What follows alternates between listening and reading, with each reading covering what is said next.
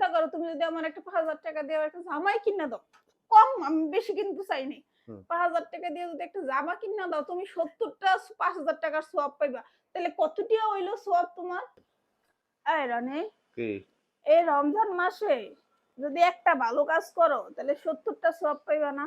হ্যাঁ। তা তুমি আনো বন্ধু কয়টা ভালো কাজ করছো? তো সারাদিনই ভালো কাজ করি। তো তুমি কি ঘরে কি ভালো কাজটা করছো কও তো? তো ঘরে ভালো কাজ করি না। প্রতিদিন রাতের বেলা বাসায় আই, বাজার সদাই করি। এরকম আমার লেগে আন বন্ধু একটা ভালো কাজ করছো? আমারে কিছু দিছো একটা? তোমার আমি ডেইলি যাওয়ার সময় ১০০ টাকা দিয়া যাই। আমি কি ফকির তুমি আমার ১০০ টাকা দিয়া যাও? একটু মার্কেট টার্কেট কইরা দেওয়া যায় না? একটা জামা কাপড় কিনা দেওয়া যায় না? শাড়ি কিনা দেওয়া যায় না? তোমার মার্কেট করে দিতে হইব কে? তুমি কি নতুন বউ নাকি ঘরে যে তোমার তা কেনাকাটা নতুন বউ হইলে গিয়ে বউ আবার নতুন পুরাতন কি? আপন পর কি? বউ বউ না? তুমি কি কইতে চাও এটা ক্লিয়ার কইরা কও। আমার একটা ঈদ আইলে একটা কিছু দেওয়া লাগে না আমারে? একটু শপিং টপিং কইরা দেওয়া লাগে না? তোমারে শপিং কইরা দিলে আমার কি লাভ হইব? তোমার কি লাভ হইব মানে তুমি ৭০ টা সওয়াব পাইবা। আমার একটা জামা কিনে দিলে ৭০ টার জামা সওয়াব এটা কি পাইবা। শুধু তোমার ক্ষেত্রেই না সবার ক্ষেত্রে? আমারটা বেশি পাইবা। আমি ঘরের বউ আমি দোয়া কইরা দিমু আর আমার প্রতি মহব্বত আলাদা থাকে না? এর জন্য আমার কি বলা আছে? বউর পিছনে যত খরচ করবেন তার ডাবল পাবেন। ৩ গুণ পাবেন। বউ আপনার জন্য এমন এক নিয়ামত। তো তুমি তো আমার এই নিয়ামতরে কি দিছো? তো আমার হাতে তুমি একটা পাঞ্জাবি কিনা দিলে তোমার ৭০ টা আমার তো পাঞ্জাবির ইনকাম সওয়াব হইব। নাই। আমার তো ইনকাম নাই। লিগে আল্লাহ আমারে মাফ কইরা দিছে অনেক কিছুর থেইকা। তুমি যে তোমার প্রতিদিন তো যে আছে যেমন আমার এই যে জাকাতের কও, তারপরে আমার ওই জায়গা কও, ওই যে এখানে যারের উপরে জাকাত কও ওগুলো কিন্তু আমার না। ওটা তোমার দেওয়া লাগবে। কই নাকি বলা আছে যে বউ দিব? ওটা তো বলা আছে জামাই দিব। এত হাদিস পারো? কথা ওইটা না কথা হইলো গিয়ে রমজান তো গেল মানে কত নিজের স্বার্থের হাদিসটি সবাই মুখস্থ করে রাখে না? তুমি মুখস্থ করে রাখছো ৪ টা বিয়া করা ফরজ। যদিও বা সেটা ফরজ না, কোন হাদিস না। মানে তুমি এত কিছু কেমনে মুখস্থ করলা?